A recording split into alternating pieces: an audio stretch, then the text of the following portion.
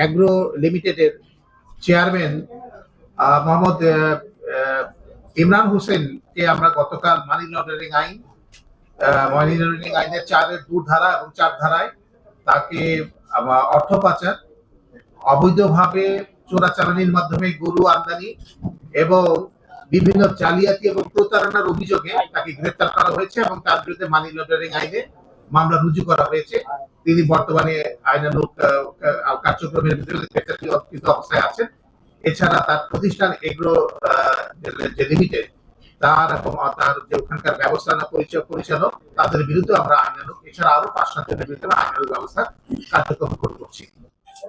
আপনারা জানেন যে এই সাবেক এগ্রোর চেয়ারম্যান ইমরান হোসেন উনি মানি লন্ডারিং মাধ্যমে দেশের থেকে প্রায় 133 কোটি টাকার উপরে হবে অর্থ দেশের বাইরে পাচার করেছেন।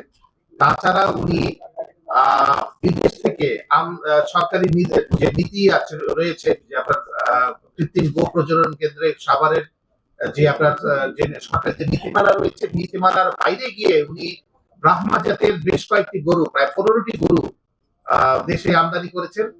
এই গরুগুলো আমদানির আড়ালে আমরা যেটা জানতে পেরেছি যে প্রায় 86 লক্ষ টাকা উনি দেশের বাইরে অর্থ পাচার করেছেন। এছাড়া আরো কিছু বিষয় তদন্ত রয়েছে। আর ওনার নামে বিপুল সম্পদের আমরা প্রমাণ পেয়েছি প্রাথমিক অনুসন্ধানে।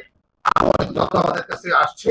আমরা প্রাথমিক যে অনুসন্ধানগুলো যেগুলো পর্যালোচনা করেছি সেগুলো দেখতে পেয়েছি যে প্রায় 11 কোটি টাকার উপরে বিভিন্ন ওনার প্রতিষ্ঠানের নামে এফডিআর করে পরবর্তী পর্যায়ে এফডিআর কৃত টাকাগুলো দেশের বাইরে লন্ডন